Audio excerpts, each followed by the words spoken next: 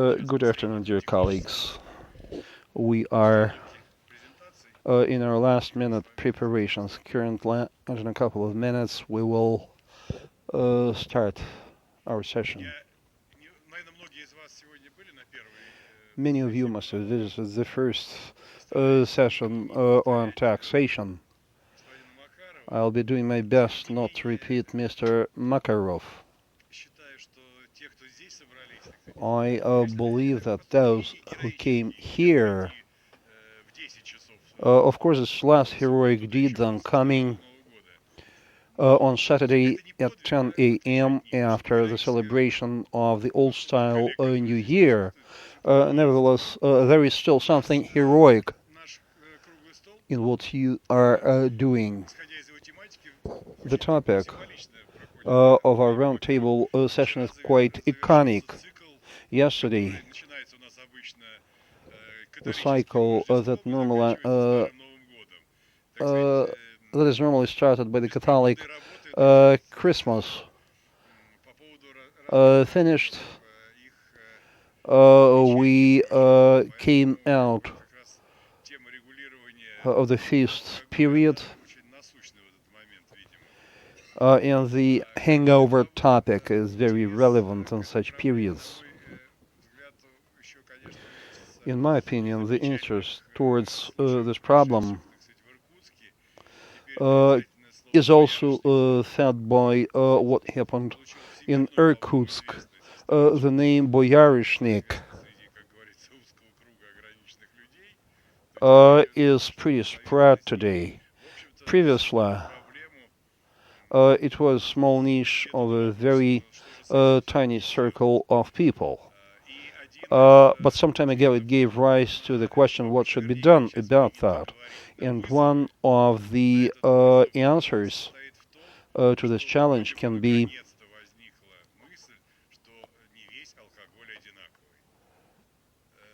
entertaining the idea that not alcoholic liquids are the same, as though before there could be any doubts about that.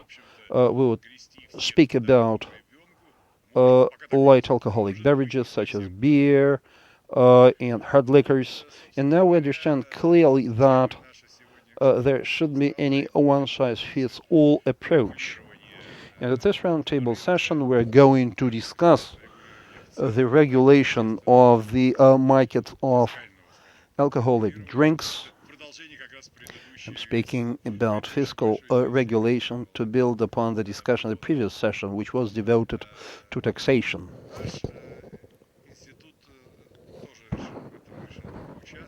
We as an institute also decided to take part in this process and engage in a small study. And I'll kindly ask Sergey Drobyshevsky, R&D Director of Gaidar Institute, to dwell upon this topic. Thank you. Will you please switch on my presentation? Well, in fact, it's not the first study of ours. Some 2 years ago, not last year, but 2 years ago, we had a roundtable session devoted to the regulation of the beer market. And again, it was at Gaidar Forum.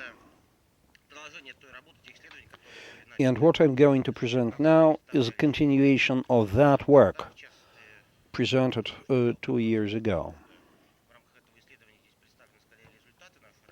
This study comprises our results as to the methodology, model development for the models based on which we evaluate the dynamics of excise duty inflow and their contribution to the Russian economy. Those methodologies were presented then, and I'm going to skip this topic in my today's talk, just referring to that study very slightly. Today we're going to discuss strategies for state regulation of the market of alcoholic drinks. We'll be using beer and breweries as an example. In the period before 2020, we will be proceeding from several scenarios with different excise duty levels and different levels of non-excise regulation. I'm speaking about things such as points of sale, age limits, and so forth.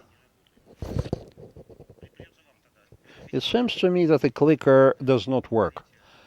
You will have to change slides. The first slide shows that over the period of implementation of the strategy of reduction of alcoholic addiction in the country, quite a lot has been achieved in terms of health improvement. Death rate per 100,000 of population decreased by 2 times. These are data as of 2015. As you can see on the slide, the level of consumption of hard alcohol and beer and lighter beverages. The biggest success in reducing the death rate was achieved in the period when hard beverage consumption was shrinking. In the same period, the consumption of beer increased. As you can see, in subsequent years, the consumption of beer started to decline again, which was a result of harder, I'd say, excessive regulation of the beer industry. And here, the years 14 and 15, the slowing down economy, decreasing incomes of the population. According to the official stats, there is also shadow alcohol consumption. Speaking about legal alcohol consumption, it was also shrinking as the incomes of the population reduced, even without facts such as the accident in Irkutsk and so forth. Next slide, please. If we look at the beer market,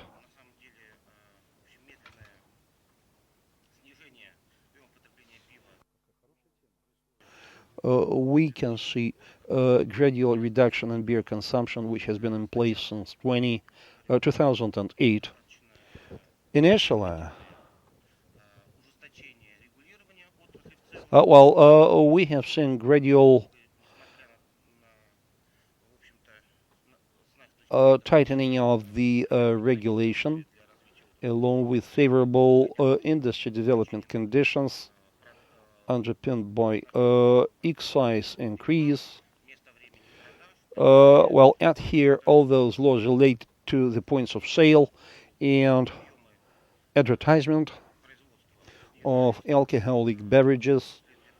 The output has been gradually reducing.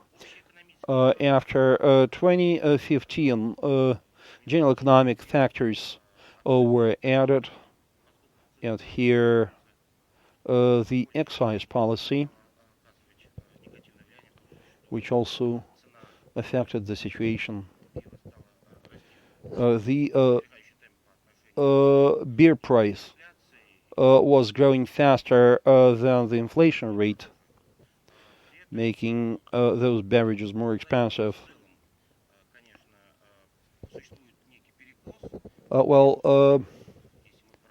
We see certain imbalance here.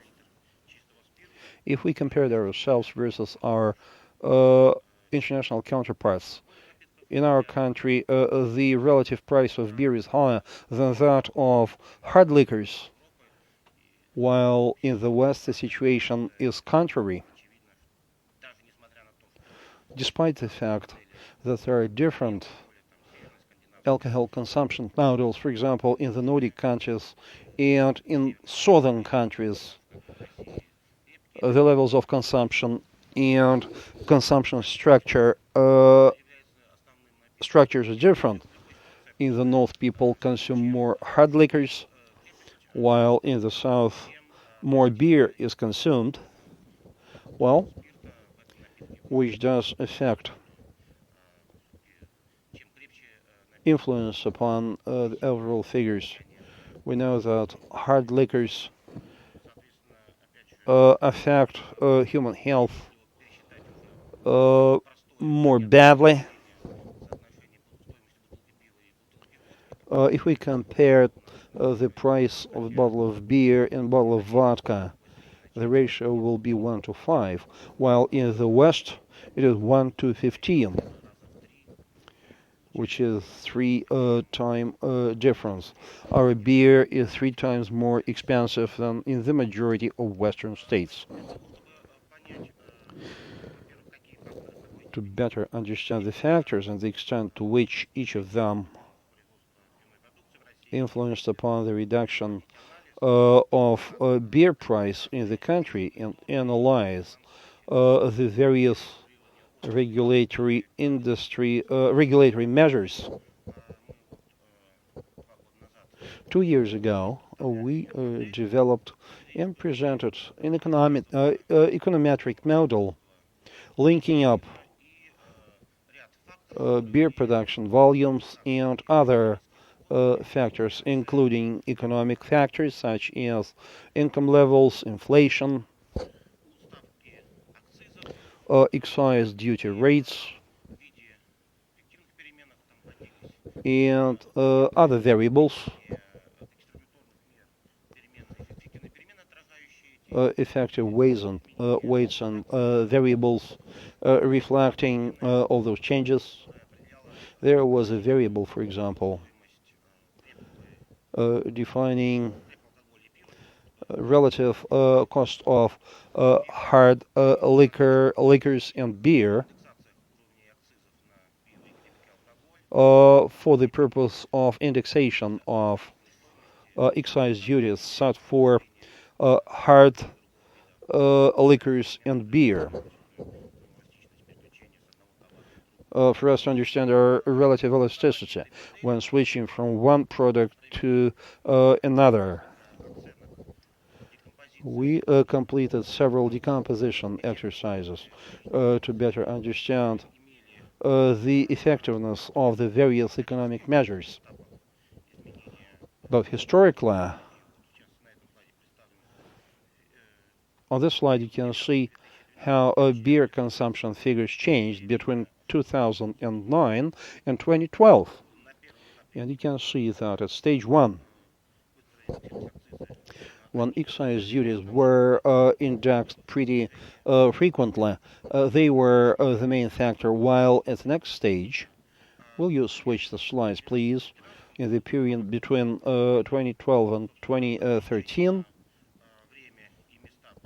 when the time and places of sale were restricted, were limited, as well as the advertisement was restricted. These latter proved to be more important factors. Then we proceeded to hard liquors,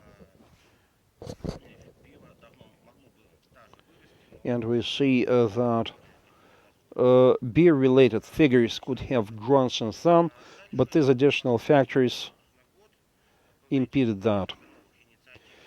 In the most recent years, there have been a number of other measures designed to regulate this market. Since 2013, it is forbidden to sell beer in certain kinds of packaging. We conducted a study based on which we obtained results saying that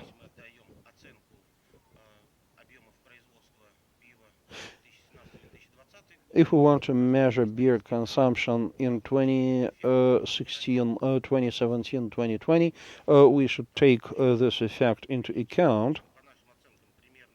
As you can see, to our estimates, according to our estimates,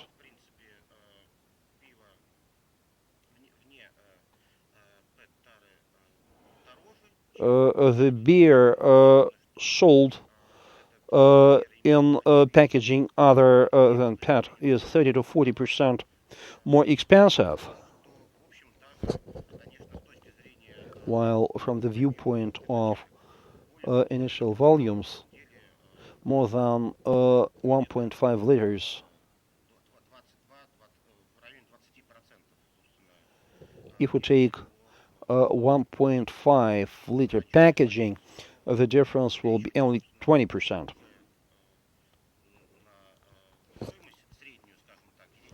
If we look at average beer consumption figures, the difference will be between 20 and 30%, 25 to 30% in terms of price increase.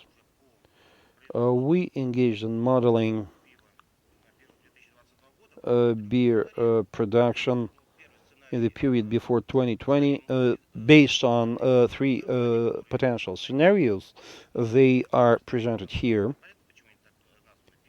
You'll understand now why they are called this way. The first one is called priority of economy. Of course, they are conventions. This first scenario envisages the reduction in excise rates compared to the existing level, the rates that will be effective before 2017 per liter of pure alcohol. For hard liquors, we expect that the level of excise rates will be in line with the taxation policy for the period between 17 and 19. We also take into account beer market regulation. The reduction of beer consumption is expected to be, our estimates are expected to be presented in the next report. As far as hard liquors are concerned, those figures are not that important.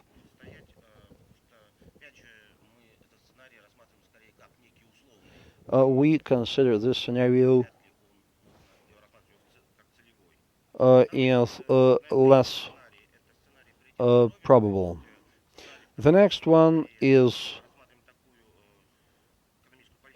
called health as priority, and we're looking at policy aiming not only to reduce the consumption of alcoholic products, but also for accelerated indexation of excise duty for all kinds of alcoholic beverages, including additional restrictions for points of sale,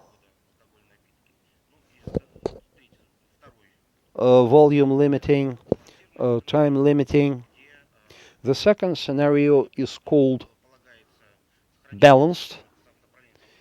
It envisages keeping the existing excise rates and reinforcing regulation in the beer industry. In the first and second case, by the end of the period,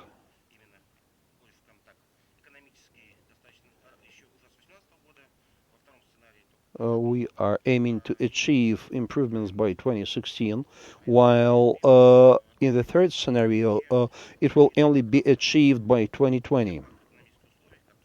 And we are taking into account the macroeconomic conditions that are presented in the report of the Ministry of Economic Development. Given 1% growth of the economy and incomes.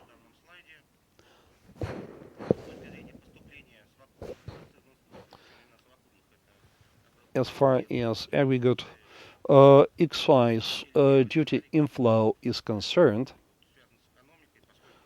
as you remember, the first scenario is based on economic indicators. Well, improvements will only be achieved by 2017. Then, with the maximization of the excise rate level, we will achieve more balanced situation, which is presented in the balanced scenario. And these are potential consequences for the economy of Russia in general. The maximal effect with economy as priority will be achieved in the first scenario. The minimal effect will be seen in the last one, which is health-centered. You will find all those names here. We have two priorities, economy and health, and war. The biggest effect from the perspective of reduction in number of alcohol-related deaths, well, the biggest result can be obtained in the second scenario, which is called balanced. Since it envisages, it takes into account hard liquors too, the decrease in the consumption of hard liquors will eventually entail reduction in death rate. Thank you very much for your presentation. By the way, I forgot to warn you that you only had 15 minutes for your presentation. I suggest that the next speaker sticks with this time constraint too.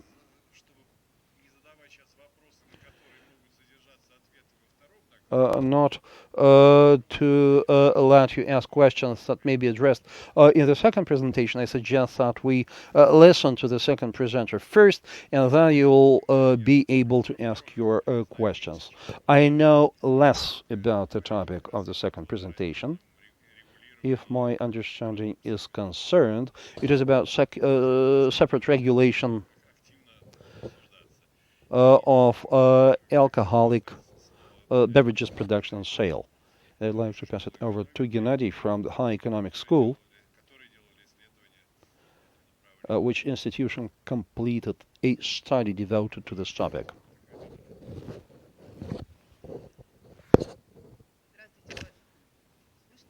Can you hear me?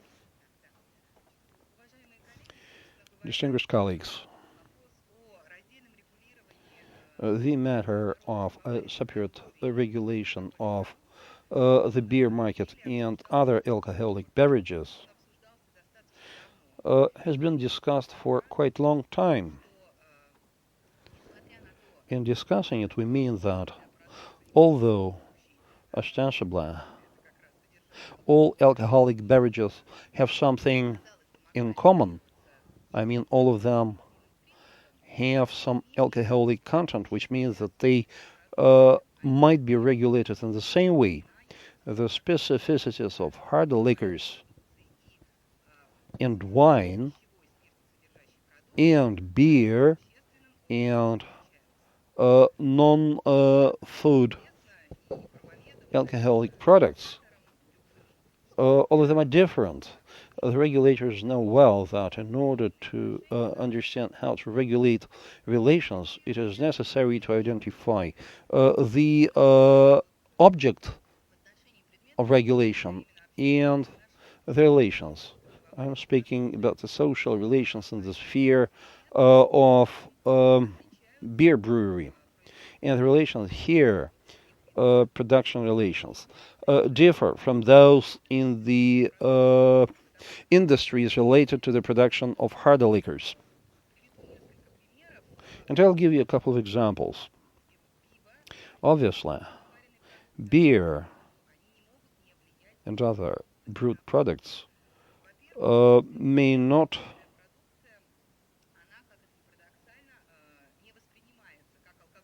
In the first place, many citizens don't take beer and like beverages for alcohol. Many consumers drink beer because of thirst rather than because of wishing to get intoxicated. In Germany, where traditionally there are many kinds of beer, home breweries are not spread, they are not popular, and all the way around. In the USA, it is extremely popular, and although the cost of home brewed beer is much higher, its other qualities, such as taste, have the upper hand, and beer is not considered to be an alcoholic drink.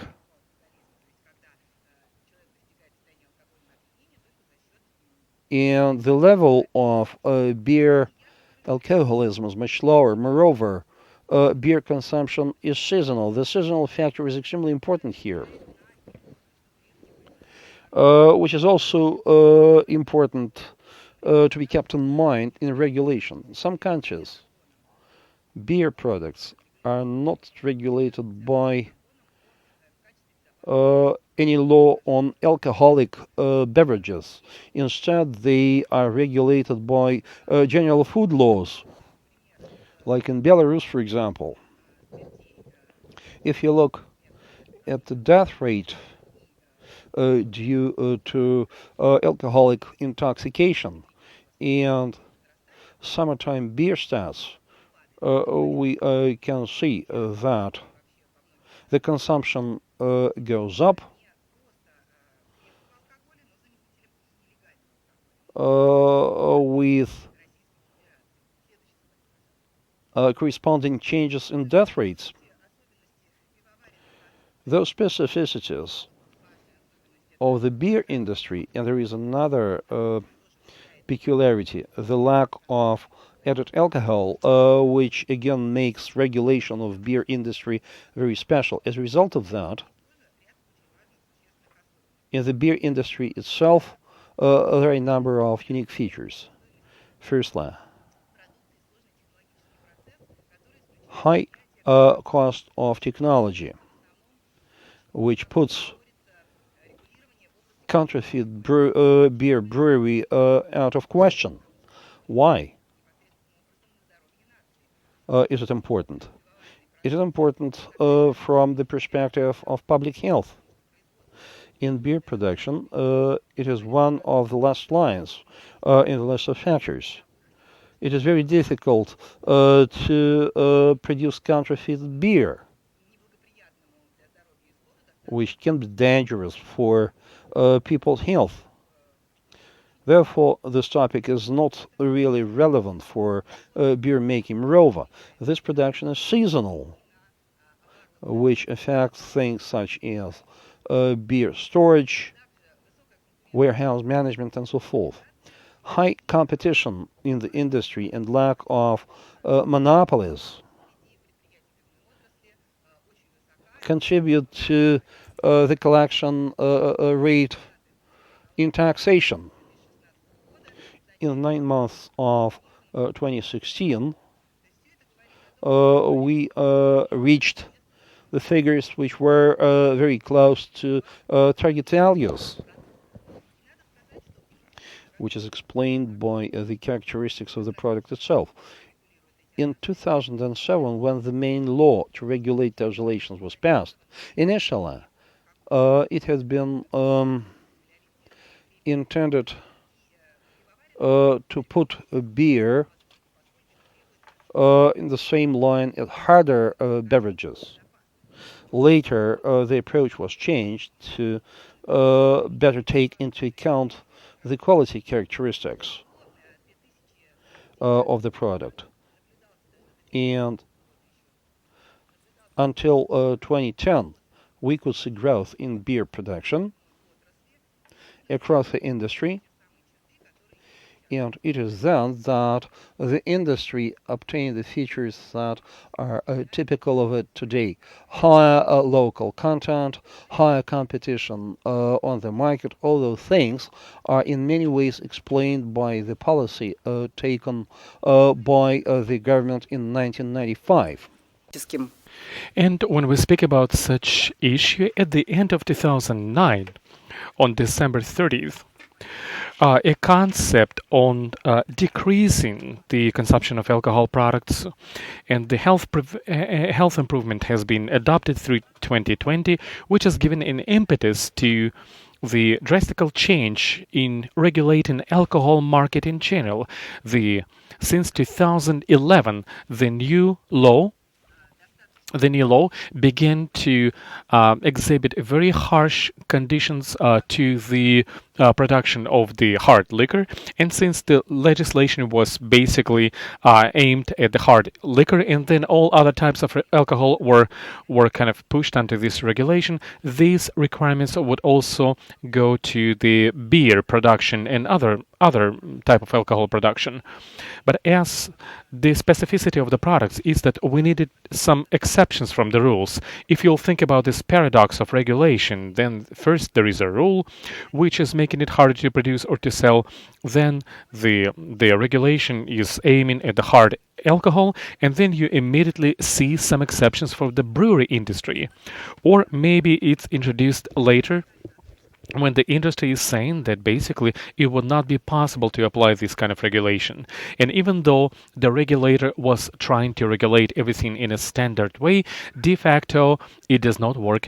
And those documents which we're seeing today, they are witnessing about this kind of scheme of taking away. Here is the general regulation, and this is the exception from the beer. And this line of hard liquor regulation is still overwhelming. Then most of those exceptions have a lot of flaws in them and very hard to be applied to the industry, which is not conducive to the growth of alcohol production. And most importantly, however paradoxical it may be, does not enable us to achieve the results of this concept that had been adopted, and one which is playing high priority on changing the structure of alcohol consumption in Russia. So the government has made a decision. We have to redistribute the share of consumption between hard liquor and weak liquor towards the weak liquor. It's a very good solution because Ministry of Healthcare back in 1972 would do the same decree, that there was a need to decrease production of hard liquor and increase the low alcohol drinks. And back then they were suggesting to open the retail points to selling beer, juices, low alcohol drinks. And back in that period the campaign was quite successful. But now, as a result of this kind of regulation, this is what we are having. Well, basically the the the brewers, they have to beer brewers. Next slide, please. They have to comply to the same rules as hard liquor manufacturers, which is having a very big cost for the industry, and in providing population with cheaper beer. The result is the slump in consumption. 12 plants had been closed by today. The growth of prices for production and redistribution of alcohol consumption towards, however sad it may be, surrogate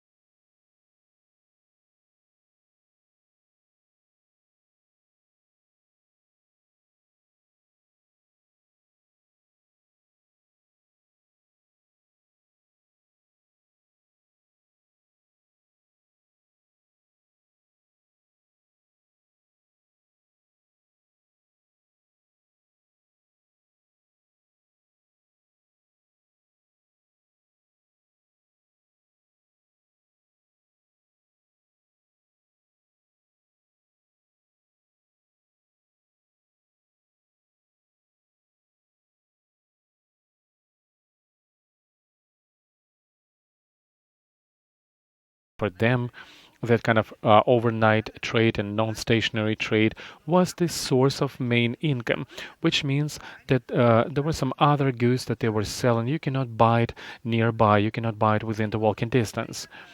Next slide, please. And here is the solution of these problems, which are obvious. It's about changing the approach to regulating various kinds of alcohol.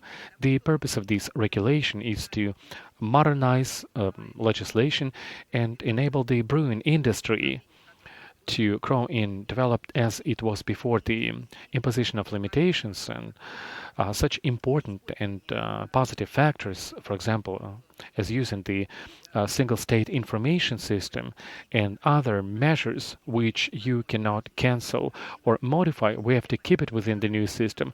But generally speaking, regulation should be very clear and transparent. We possibly have to have single norms across the whole alcohol line of products, and then separate regulation of strong drinks, of brewery products, and non-food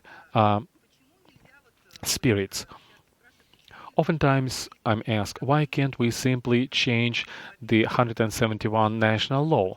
First of all, there has been way too many amendments, and secondly, the whole structure of this law does not enable one to regulate the brewing industry as a unique or a separate notion within the alcohol business.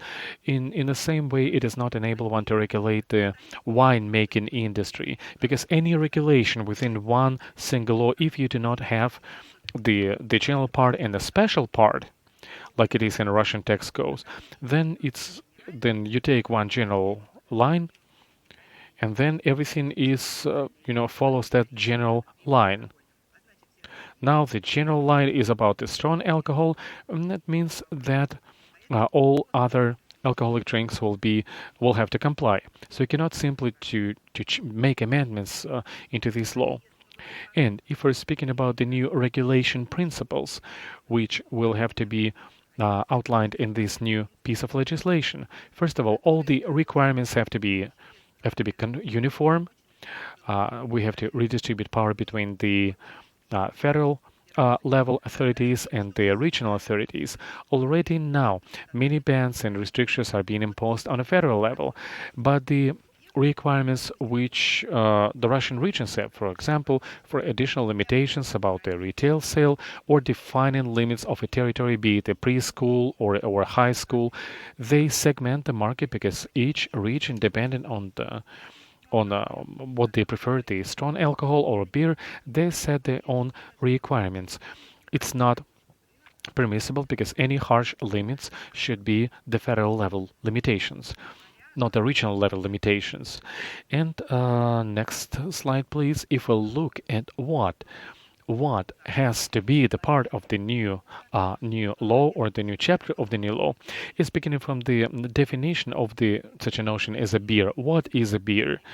We have to adapt it to the real contents in this product, and all the way to restricting excessive limitations, some of which are now cannot be explained. For example, a ban on cession of rights or things like that. These kind of limitations have to be dealt away with. For all the stages of production and the circulation, which are regulated by the Federal Law number 171, you have to change the legislation. And therefore, it is not simply the need of the industry, it is also the need of the national economy and even the regulators themselves, because as soon as there will be a proper regulation of all the industries, I mean the separate regulation, which is preferential with some general principles of regulations, which should not be excessive, then it will be much easier for a regulator themselves because they are suffering now because they have to adapt their regulations for the strong alcohol to other types of alcoholic beverages. Thank you for your attention.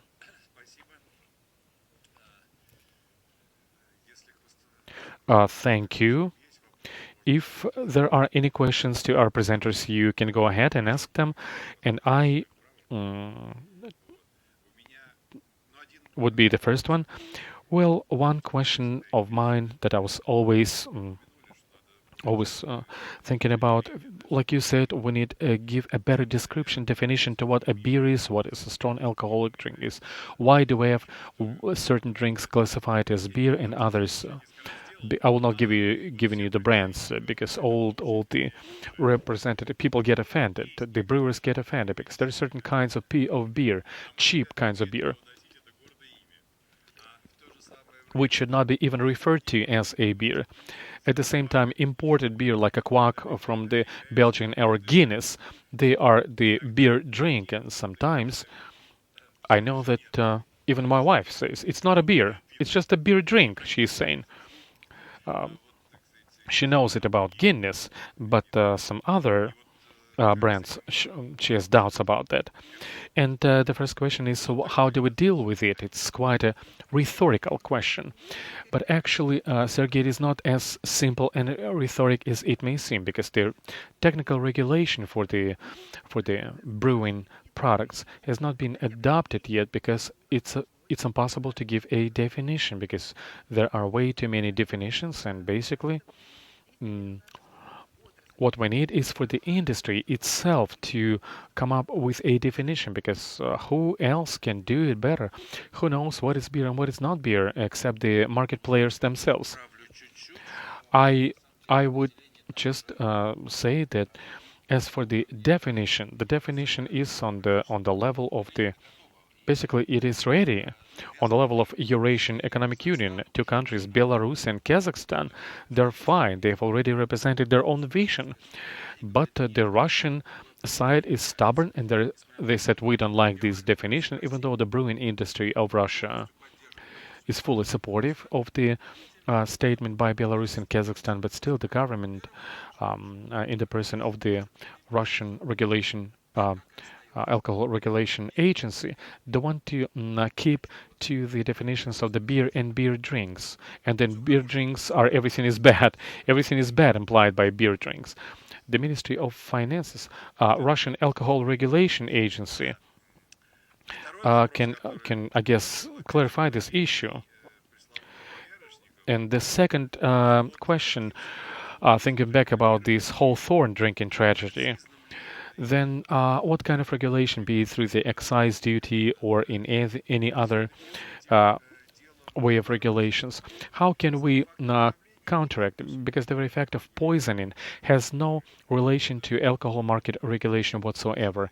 It's a criminal case and it has to be investigated. It's simply a poisoning, and you could say it's unintended murder. I'm not a lawyer. I do not know what kind of criminal article could be ascribed to that. But the very fact that this hawthorn drink that people got poisoned by, this hawthorn, it was like a cleaning basically thing, cleaning item, obviously was illegally designed for internal consumption. There was some label, I guess, on the bottle.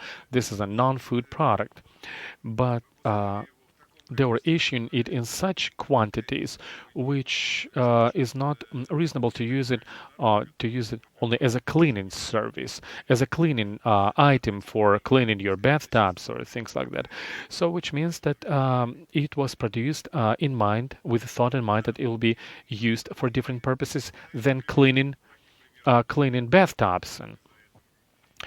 And it's due to all the situation with the methanol, or people would keep drinking and keep drinking it as they were drinking it before. But still, this is, even without the methanol, it is not good for one's health, especially even if there is an ethanol, whatever the purpose of that component in a drink, it still have a detrimental effect on one's health. I'm not sure it is good. So what shall we do with these kind of pseudo drinks, quasi-alcoholic drinks? I haven't heard it from you. I would like to hear it. Well, basically, like I was saying before, whatever the case, when we're speaking about the spirits containing not food products, and we're also having spirits containing products which are used for medical purposes. Basically, all of these are separate types of medical products, which should be strictly regulated. Because if we have this hawthorn drink, which is sold in chemistry shops, which is being used as some kind of, I don't know, the medical thing, it should be regulated by a different law, even more strict one in terms of quality and safety of its consumption by the population. But when we speak about the non-food items and products, now the emphasis is shifted in such a way that a regulator is really focusing on the food grade alcohol. It's a lack of regulation. It's a lack of regulation that results in these kind of things. If the beer is while the beer is excessively regulated, although I have a hard time imagining the same kind of poisoning case for being poisoned by the alcohol, but the beer drinks. Now it's about lack of regulation. It's not a question, but just to continue our conversation, I would like to say that in our working group, Nikita Kuznetsov from the Ministry of Industry and Trade, he has given quite relevant example that sometimes even private property is stolen. Shall we then totally ban the private property in the country? No, this situation with the Hawthorne drink, that poisoning case in Irkutsk, we believe that it's a litmus test of this whole policy that has been implemented for the beer market regulation. That whole volume of the illegal market, which has reached by 50%, it has become a huge problem, and these are just the symptoms which we are seeing. It's not only about these symptoms, we can see them, and this figure 50% was already mentioned by the Prime Minister several times. But the question is, what do we do and how do we react to that? Now, if we'll immediately start fighting this kind of hawthorn drinks from that poisoning case, and what my colleagues have been referring to, the whole issue is about excise policies. The issue is that to do business legally is so much more expensive than to stay in the shadow for a businessman, that many people make what they seems to be an easy choice, to stay semi-legal, to stay in the gray zone. So we believe that we have to look more to that area and not to fight cases like boyarishnik or hawthorn drink. Uh, Sometimes we are told, like, why don't you care about the black market because you don't have one? I guess it's our fault that we don't have an illegal market. Shall we then create the illegal market to then give people prizes for a decrease in excise duties? But jokes aside, Russian Alcohol Regulation Agency is saying to us about the 70% of the illegal. I'm not speaking about the poor quality, but illegal beer drinking, the craft beer.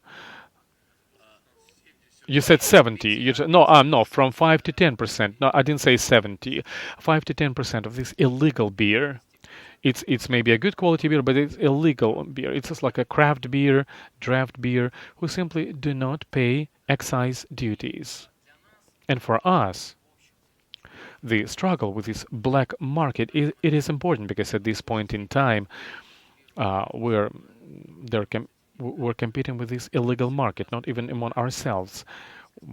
We know that with this buying capacity that our population has, especially today, for one, to be able the bottle of beer for 60 rubles, basically $1, not everybody can afford it. But to buy from under the counter half a liter of vodka for the same amount of rubles is much more a viable option for people with lower income strata. So it is very important for us to avoid these kind of situations. And the question to Alexey also, as far as I know, now the Prime Minister has issued a decree on to make a calculations about decreasing excise duties as a part of the concept that has been provided by the Ministry of Economy and Trade for speeding up the growth in 2017. And it's quite worrisome for us that the basis is now the principle of decrease in excise duties only for hard drinks, for hard liquors. Could you give any comment in this regard? Because I believe that if we cut down excise duties, we should do it proportionally, since what our colleagues have shown us that the price of beer per 1 liter of spirits is more expensive than vodka. If you look at the European standards, the difference is striking. And if we will be decreasing the excise duties for the strong alcoholic drinks, and not decrease it on the beer, for the beer, then all that we have written for the in our roadmap, in our concept of the national health care, like decreasing the strong alcohol consumption, we could all shelf it and forget about it. It's not going to happen. I was planning to ask the Ministry of Finance representative to comment on that. Then let's postpone questions and give the floor to our colleague. We have Alexey Sazanov. He's the director of the Department of the Tariff and Tax Policies of the Russian Ministry of Finances. The floor is yours, Alexey. Thank you very much. I'll go point by point. So many questions for the Ministry of Finance regarding the proposals of the Ministry of Economics about cutting down excise duties rates. So the whole questions about the decreasing the rates of excise duties. The decision has not been made, and I think it would be premature to discuss it. In any case, it is not going to happen in 2017. Although even if such a decision will be made, it should be systemic. It should apply to all kinds and types of alcoholic products, not only hard liquors. And here we have a consent. We know that excise duties have to be decreased. Well, we can. As for the definition of the beer notion, these kind of discussions, I didn't have a chance to drink the beer during back in Soviet times, and I wanted to ask you, was the beer great back in Soviet Union? I'll tell you, as one joke is saying, there were two kinds of beer. There is beer and there is no beer. Only two kinds of beer back in Soviet Union, in USSR. It is dependent on whether you are able to dilute the beer or drink it undiluted. But somebody told me that the beer back in Soviet Union was very tasty, much better than now. It's a question about whose interests we're standing for. It is not that what is proposed by our Belarusian and Kazakh colleagues that still we will keep the separation between the beer and beer drinks. So the difference in definitions is all about sugar content, and everyone else don't have any objections about this whole definition issue, because back in USSR, you know it better. Back then, these technical regulations, what's the percentage of the sugar in the beer? Up to 5%. Up to 5%. Not exactly the sugar. Somebody saying, it's no more than 5% of sugar content. I believe to the data, more statistics. I think that their position is correct. Mm, Now, as for what kind of measures to counteract this kind of poisoning cases, this poisoning cases in Irkutsk, I believe that here we also have. I would disagree that it's only the issue of excise duty policies. I think it's much wider, and it also applies the overall regulations of the spirits containing products, both the food grade and non-food grade. And here, in our opinion, we have to start with control of what kind of spirits are used to produce these drinks, and that spirits which is used in excise duty should be paid for that spirit as a raw material. So we have to control the circulations of such spirits, and so that excise duty would be paid, because the spirits containing products already under excise duty, it has been established in the tax code of Russia. Simply, there is a way how to evade paying that excise duty, and I don't think that anybody would agree to buy the spirit containing products like a foam for bath with the cost of 160 rubles, or even 200 rubles. People would go and buy legally produced alcoholic drinks instead. So there is a whole question of regulation, in our opinion. And as for the excise policies, I agree. The issue is under discussion right now, but the final decision has not been made yet. As for medicines, I would totally agree that again it's a question of regulation because you cannot just sell these Hawthorne drinks like 10 bottles to one person. It's strange. Even if it's a medical drug, it's a drug which is in the list of the medical substances. So we have to be reasonable in regulating that. Maybe it should be selling by prescriptions. Maybe we have to decrease the number of the bottles which are sold just in one hands to one person. If it's a medicine, you do not need a liter or half a liter. You need maybe 100 milliliters, and that's it. Why would you buy more? So it's again the issue of regulations and how we apply this regulation.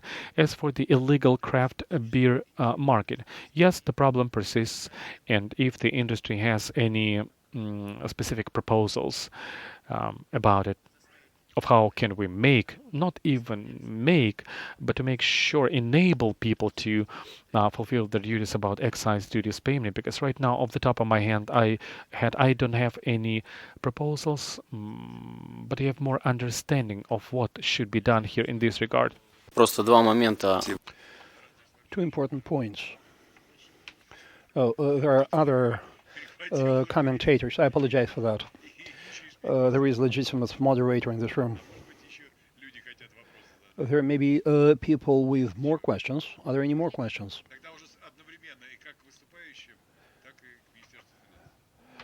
To both speakers and the finance ministry. I don't think I have any questions to the finance ministry. I represent Ulyanovsk region, where the region are unique. We have two major breweries, producers of hard liquors, and producers of herb infusions. The governor controls this question personally.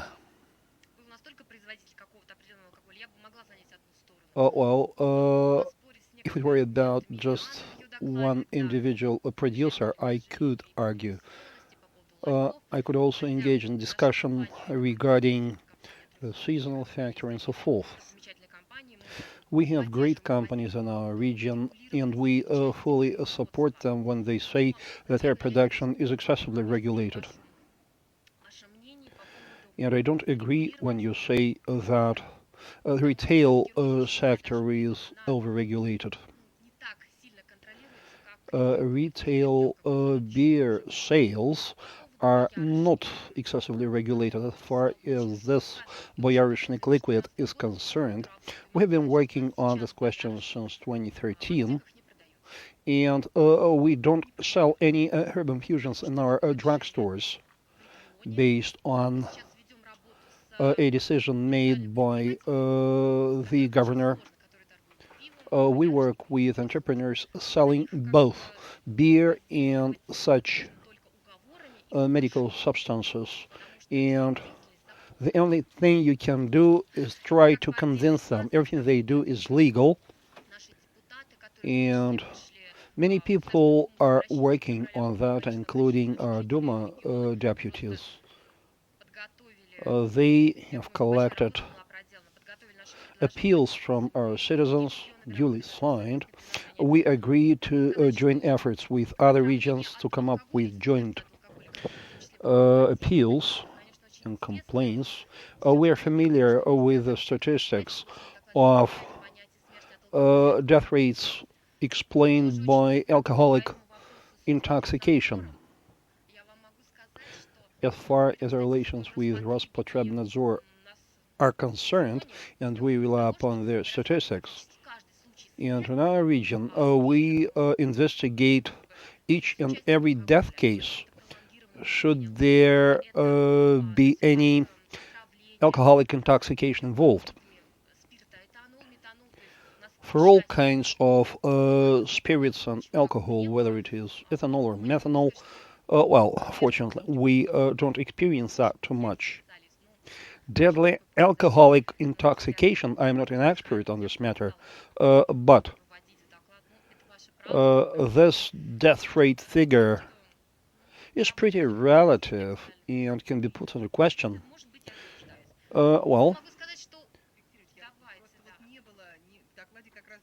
I may be mistaken, When presenting, we're speaking about alcohol addiction, speaking about the seasonal factor and alcohol-related death rate. Our figures go for all kinds of sources on alcohol rather than just beer. We have here representatives of major brewers. Unfortunately, we don't have here any representation of hard liquor producers. But in our opinion, and we are strongly convinced of that, the beer is yet an alcoholic beverage. Yes, it is a different product, and it is produced based on a different process. There are brewers who we respect a lot. We are thankful to them for being really supportive in what we are doing. And there are major projects and a lot of major projects underway. They pay huge amounts of money in excise duties. However, beer is still an alcoholic beverage, therefore it requires proper regulation. Of course, we could consider different options taking into account the features of their products.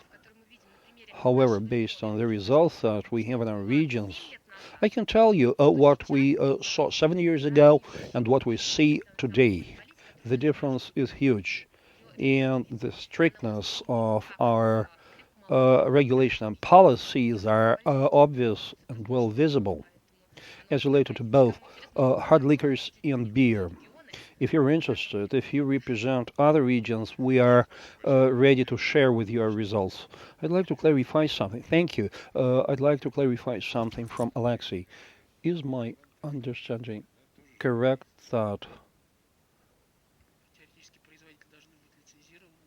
those substances also require licensing? Yes, licensed. It's not perfume. We're not speaking about medical substances. We are not speaking about non-food related products. I can tell you for sure they must declare their output, and they must be licensed. As far as those you guys counters are concerned, I'm not sure about that.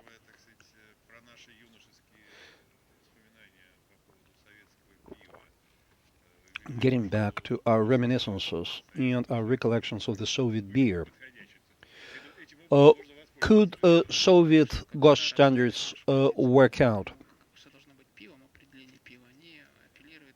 Those who insist on the existing definition of beer refer to the Soviet days GOST standards and the standards that are used in Germany, which is pretty strong argument, and I share their vision. As far as Germany is concerned, yes. As to Soviet GOST standards, well, I don't think it was really good beer in the Soviet days. When I visited Prague as a third or fourth year student and tasted Czech beer, I had an impression that it was 100% different drink. Today I don't have this impression. I still have it. When I drink Russian beer, but I can taste that even the canned Guinness varies. It's not brewed in Russia. Guinness brewed in St. Petersburg is bottled Guinness, and its name is different. Different from the canned one imported from I don't remember where. And you can read the name on each label. I'd like to say a few words on separate regulation. We are recording our session, so please don't forget to introduce yourselves. As to the idea of a separate regulation, It was conceived not starting from the scratch. There had been results of works of different commissions and subcommissions of different organizations, discussions at the various fora organized by Prod Expo with the participation of the alcoholic drink industry, winemakers. We proceeded from the premise that the articles of Law 171 were excessive, requiring amendment.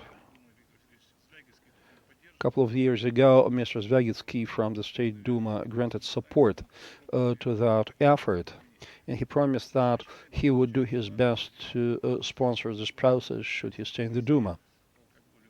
Today, the Government Commission, headed by Mr. Kruponian, is discussing this topic in the framework of a working group, which is really right thing to do. As far as our industry is concerned, true, some of the provisions of Law 171 affect the industry hugely from the perspective of both technology and some other technicalities requiring amendment, which amendments should be introduced to the legislation starting from terminology. Since 1991, the definition of beer was the same as in the Soviet days. After the amendment of, and the definition of it is really artificial. When the law was developed, we asked why that particular definition had been developed and why based on that technology, why beer kind drinks, and we were told that's what you would be brewing.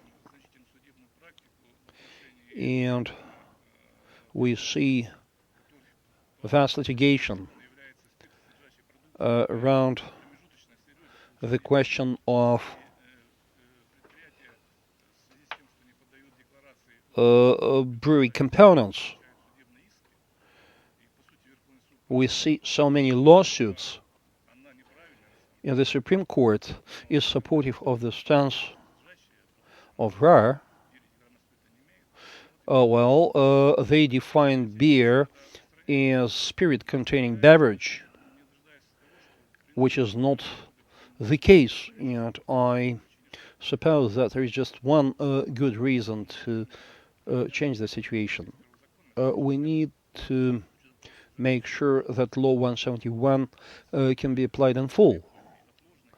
Although today some of its provisions are still under development and cannot be applied.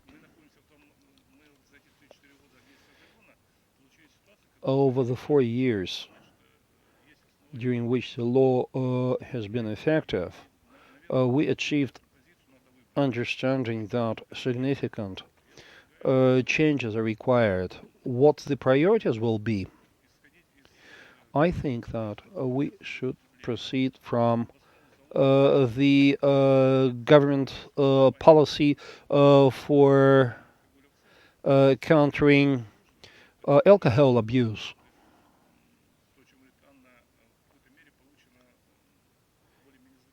What was mentioned by Anna appears to be quite reasonable, and I think and I hope that it will be reflected in those amendments to the law.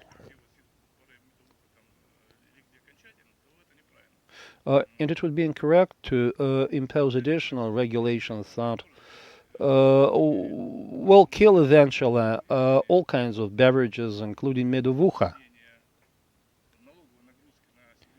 We should also redistribute the taxation load upon the players on the alcoholic beverages market. And in this case, will we get a well-balanced document under a single federal law, which will allow the regulator managing the market of alcoholic beverages, countering those who violate the law and helping legitimate producers. Just one thing to add. I don't think that this law should also cover excise duty collection. All the taxes and duties are covered by one and the same law, a different law. My name is Irina Fyodorova. I am from Baltica. One point, in addition to Vyacheslav, the regional aspect, the working group for alcoholic beverage regulation policies. In fact, we have feedback from 15 regions. In some of them we are present. With others we work closely, like Ulyanovsk region, for example, and we are enjoying your support. Thank you for that. In looking for such separate regulation. There are peculiarities. Yes, we agree that there should be such regulation in place, that it is not stringent enough. We have not been discussing returning to selling alcoholic beverages to underage citizens. It must be adequate in the first place. What do you mean by saying stringent?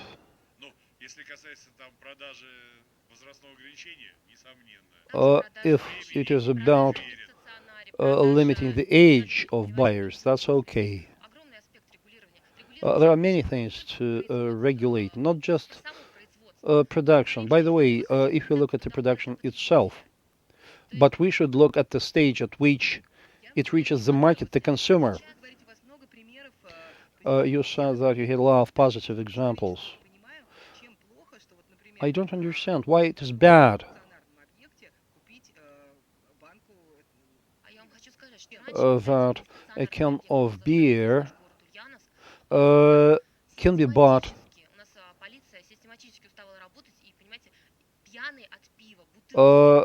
from a mobile point of sale.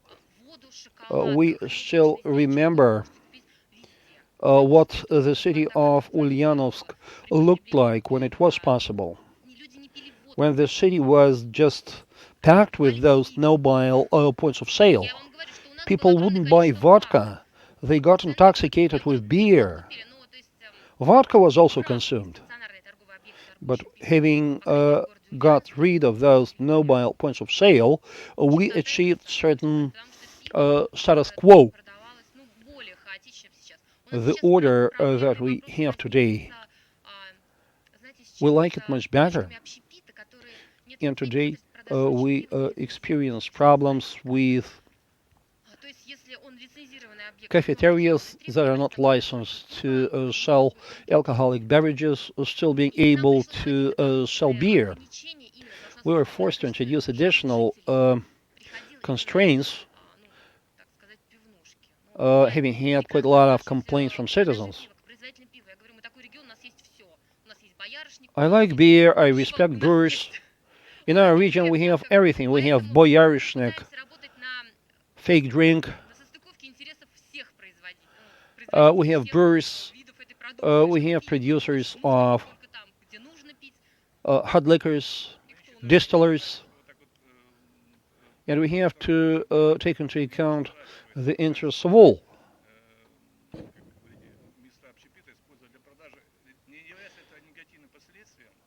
Isn't the fact that cafeterias sell beer bad consequence?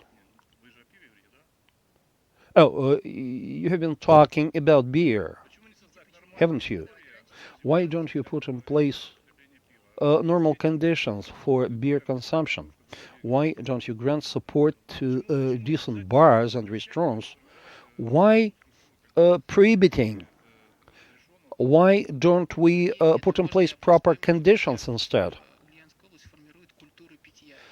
Ulyanovsk is struggling for putting in place culture for the consumption of alcohol. If they manage to do it in the next decade, people will never ever drink any dangerous surrogates. So I think that the approach taken by Ulyanovsk region is quite good approach.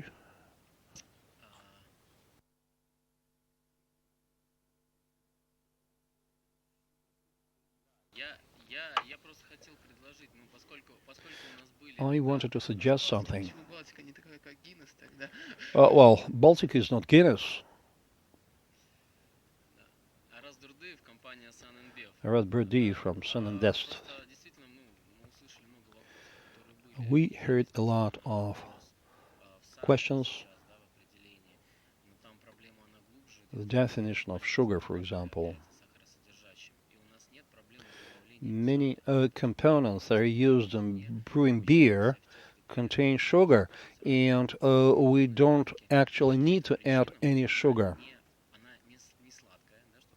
For some reasons, the high maltose syrup is not sweet enough. Mexican beer, well, is brewed with the use of corn, for example. If we remove this maltose syrup, the problem will be eliminated. You probably proceed from the premise that sugar helps generate alcohol, but this has nothing to do with the technology of brewing beer. So, if there are still such questions, I suggest that we meet additionally at our premises when we meet our people, for example. They accept what we say to them, but for some reason, our information reaches you in a distorted format. I agree. If there are such distortions, we will gladly meet you and engage in discussion. There are things to be discussed. Everything is relevant. All those questions, those related to the customs and taxation.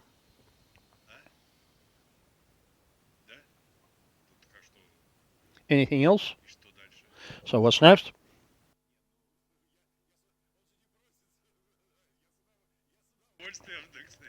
As to myself, I'll be pleased to.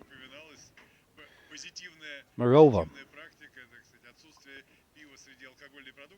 those best practices have been mentioned here many times already, including the absence of a beer on the list of alcoholic beverages. Thank you for passing it over to me. I am an invited participant and I'm not a speaker. My name is Vladislav Steltsov. I represent Brewers Guild of Belarus. We actively participate in the dialogue on technical regulations and drinking culture, and we do a lot of work in this area. And if you don't mind, I will ask a couple of questions. Alexey Sazanov, correct? You represent the Ministry of Finance, don't you? Yes, that's correct. I'm starting to doubt. You are articulating it in such a way that I'm beginning to doubt. As far as I remember, you took part in TV Bridge programming devoted to those sugar products. Were it you? Yes, I took part in that dialogue. With this in mind, I'd like to kindly ask you, ladies and gentlemen, I'd like to ask the Finance Ministry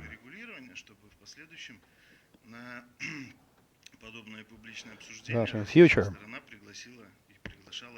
you invite business people, if possible, guys from Kazakhstan, Kyrgyzstan, Armenia, and Belarusia. Always invite businesses, while in Russia, this topic is normally discussed in a closed group. as far as the sugar is concerned. I don't fully agree with our distinguished moderator, who says that it is bad that we refer to the Soviet standard, because in the Soviet standard, for some of the kinds of beer, yes, I'm speaking about GOST standards. Kirill mentioned up to 50. Our production engineers would give different figures. We used to have Food Institute, Research Institute. We also used to have Food Ministry, which was in charge of regulation in this area. So Belarus would give you 20%. We should increase the sugar content, and we are ready to give you full support, including consultations as to alcohol regulирование and their stance regarding the sugars. Not just once the Department of Technical Regulations of the Eurasian Commission asked for justified expert position. That's why there was no such discussion, and Belarus was part of it. We still have to do a little work in this area. Please encourage business people to be part of this effort. As to prohibitions, of course, I proceed from my stance as a citizen who loves his children. I'm also a consumer and patriot. Yes, hard liquors and soft liquors should be regulated differently and separately. I'm not going to impose that on Russia. I proceed from my own experience and our best practices.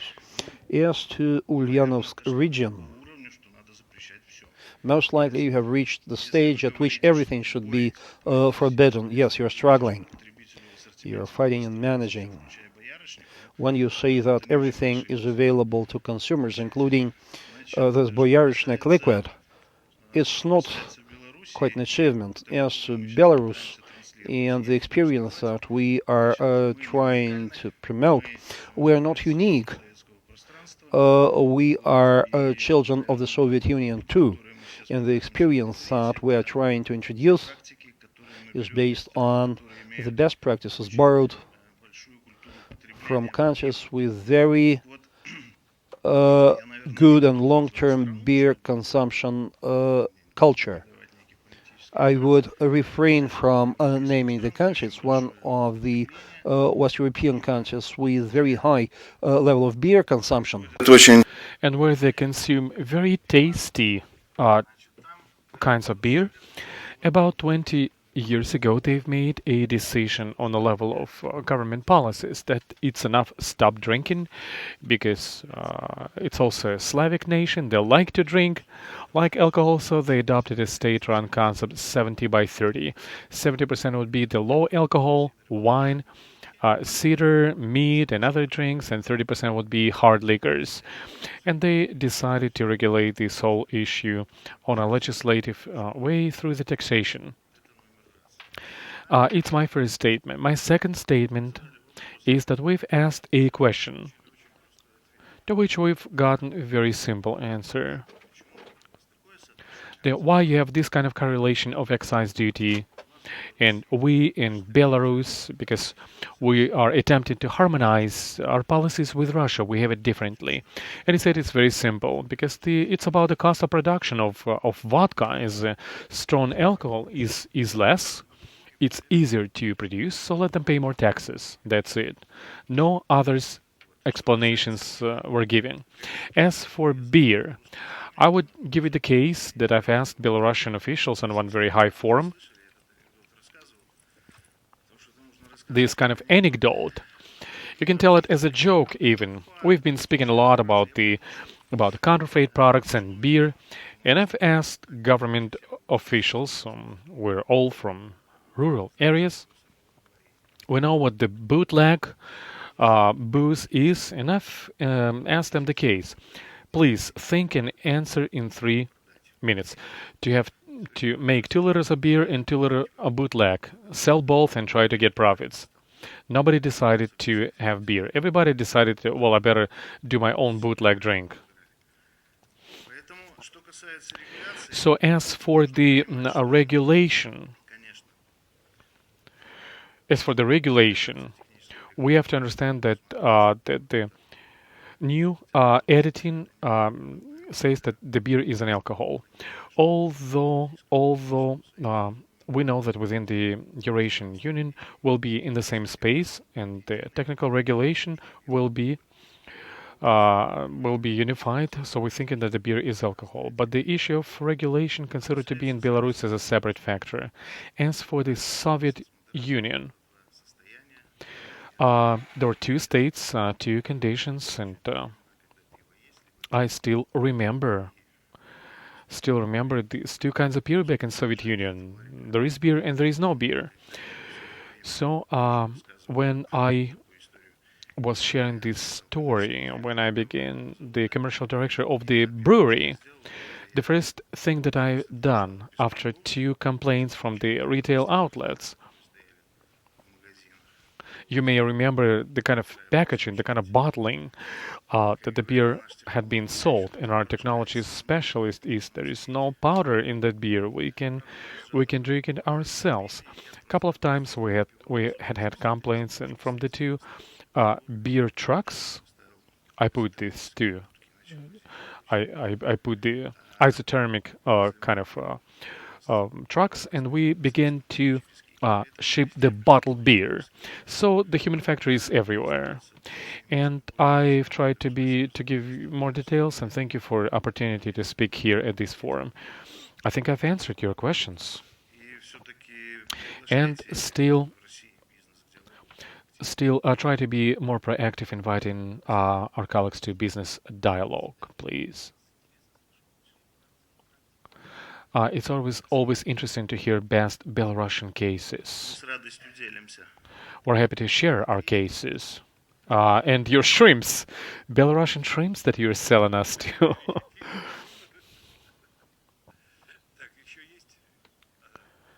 Do we have anybody who would like to speak up?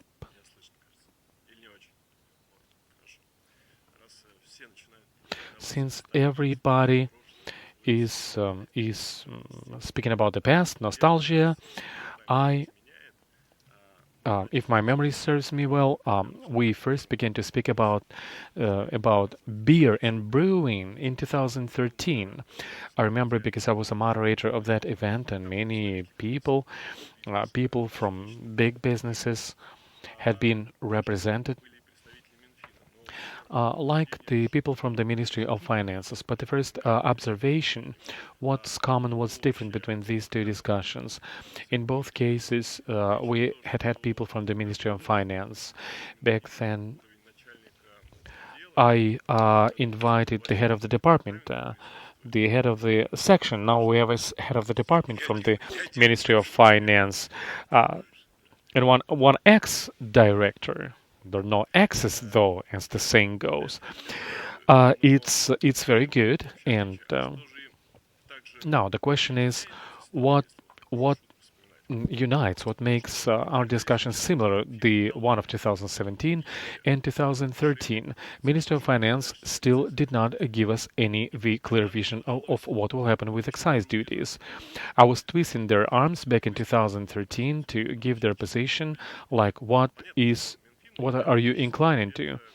Ministry of Finance ideologically is a fiscal agency. When we speak about excise duties, we have to speak about the two functions of excises. What is it dominated? Ministry of Finance believes that the fiscal function dominates. But when I had been speaking with medical professionals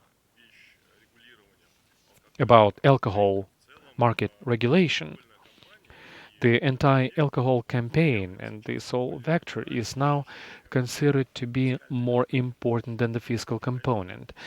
And when we begin deliberations about combination of these two functions, the alcohol products regulation via excise duties, among other instruments. I believe it's obvious that excise duty policies is not the only and it is not the most significant instrument in achieving goals of anti-alcohol campaign. So there are two ways. Either we can, in a prohibitive way, lift up our excise duties to kill the market, and then the goal will be achieved. But on the other hand, we will lose the revenue stream for the budget about 350 billion rubles annually as taxes paid by the Russian alcohol market, and mostly Russian regions will lose this revenue stream. Second thing we have to be mindful of. Now, we had our discussion, and back in 2013, we were thinking about what kind of taxation scheme would be better. What should be the correlation between the hard liquors and excise duties for hard liquor and low alcohol drinks? In Europe, the consumption model is different. It's 15, 35, and 50. 15 would be for strong alcohol and 50 for beer. Our consumption model, we're a northern type country. About 35 to 40% of consumption is hard liquors. If we compare it in decaliters, then from this standpoint, from the fiscal and regulation part, the taxation of hard liquors should be more intensive. And whenever we're afraid to say that having increased the excise load on a strong alcohol will drive it into the shadow, this is not the case. Even if we nullify all the excise duties, this sector will never become wide and fully legal because there are other taxes. And once you show your activity, you will be in the database of the Federal Tax Service and etc. Even if you give the huge preferences to alcohol market, they will never become 100% legal. And those who are absolutely legal, EGAIS system or the system of the mandatory registration of all the alcohol producers in Russia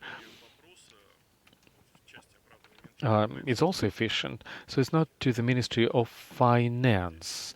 It's frankly speaking, the Ministry of Finance can only offer things, but the decision-making point is a bit higher than the Ministry of Finance in terms of taxation, excise duties imposed on hard liquors, and excise duties for beer. So, as for my point of view, no doubts that in the present tight financial situation, the fiscal function is now important, but it should not lead us astray from the goal. And I believe that the goal at alcohol market is an emphasis on regulation and regulation within the anti-alcohol campaign.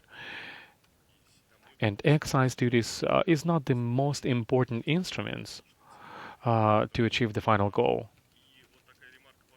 And my last remark, if we'll go back 10 years in time, the correlation between the hard liquors and beer in terms of what's their tax revenue into the budget, it was absolutely different. The strong alcohol would provide 60 to 65% of all taxes. Now it's a different. The beer is providing more taxes. Therefore, if you do not if you indice one and not indice other, you're just rocking the boat. Um, with this squeezing market, with different instruments of anti-alcohol campaigns, with all other limitations such as age control, the time of sales, point of sales, and all that other things, we are making the market, driving the market in a situation when we are not allowing people to consume one thing, but on the other hand, we do not make other components of the market fully legal, not making them white as we speak in Russia.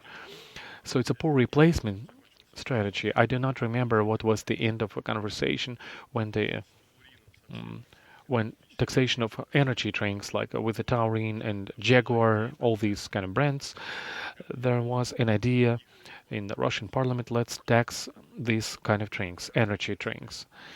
It kind of faded away. The idea came to nothing. And I think that in many countries they are either banned altogether or being taxed, those energy drinks which contain alcohol. So it's not an easy question, definitely. And what's important is what our strategy. Are we standing for health of the nation, or are we pursuing positive fiscal answer? I want to just get more money into the budget. That's it. I've left my comment until the end, and after the very first presentation about the three scenarios of how the excise policies may be developing, actually the Ministry of Finance, and I believe even the Russian government have a certain opinion that in the last 3 years the excise for alcohol products will not be indicted further, will not be increased. So you can say that Ministry of Finance haven't made up their mind. No, the minister has mentioned it several times that this scenario, balanced scenario, it's actually what we are more inclined towards, and we believe that in the next 3 years, the further indexation of the excise duties will not be purposeful. I want to return this back to the Ministry of Finance. Let's not deceive ourselves.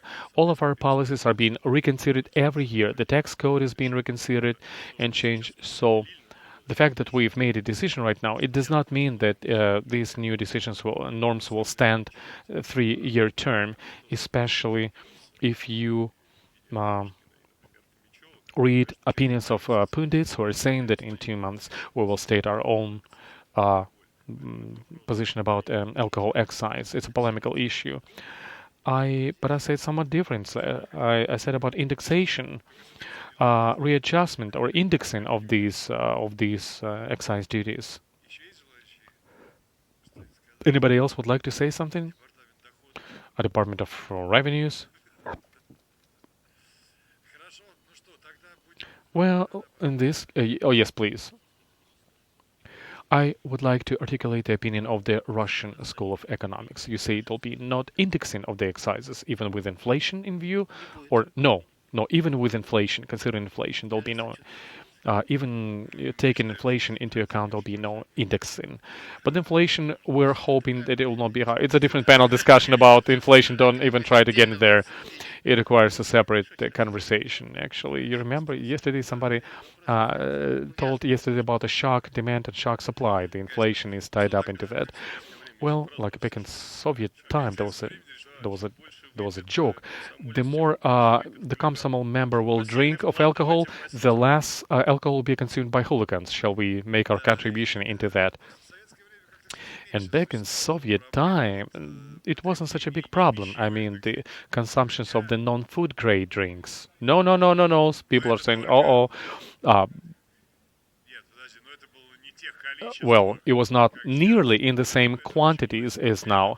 All of these had begun in 1985 after this prohibition law, as it was referred to, had been adopted by Mikhail Gorbachev.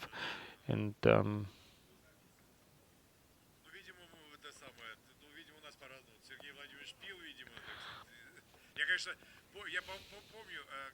well, of course, I remember the old Soviet joke, which goes like, "Give us 3 bottles of the eau de cologne and 1 romashka," because we have a lady with us, and so we want to get another kind of ladies' perfume, bottle of ladies' perfume. So on this positive note, I